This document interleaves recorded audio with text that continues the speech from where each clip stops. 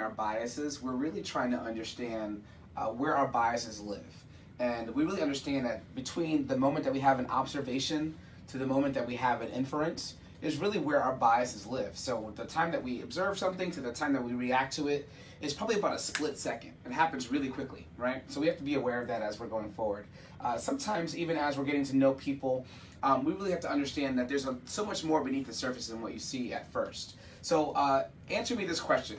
What do you guys think, what do you know about icebergs? What do we know about icebergs? You only see the top. Okay, you only see the top. Percentage-wise, what would you all say the amount you see at the top? About 10%. Okay, 10%. Yeah, I would say that on average about 10% you see at the top, about 90% is below. So when we first get to know people, how are they like icebergs? You only see their everyday. You know what's happening at home. Right, yeah, absolutely. So a lot of times you don't know what's really going on under the surface. All you see are the things that are visible to you at first.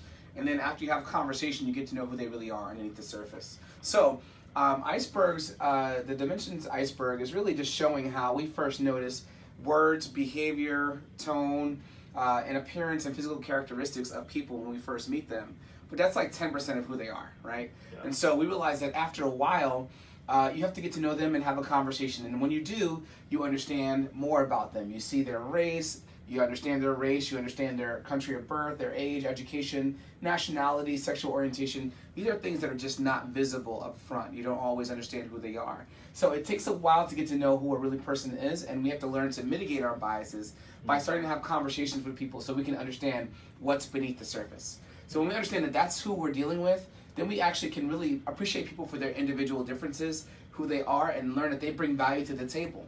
And here at our company, we understand that the value of us being able to serve a multiple diverse client is understanding that if we understand the diversity within each individual, it helps us serve our clientele a little bit better because it gives us a chance to understand what unique things they bring to the table. And therefore, we're able to provide services that are really specific and geared toward what our clients need.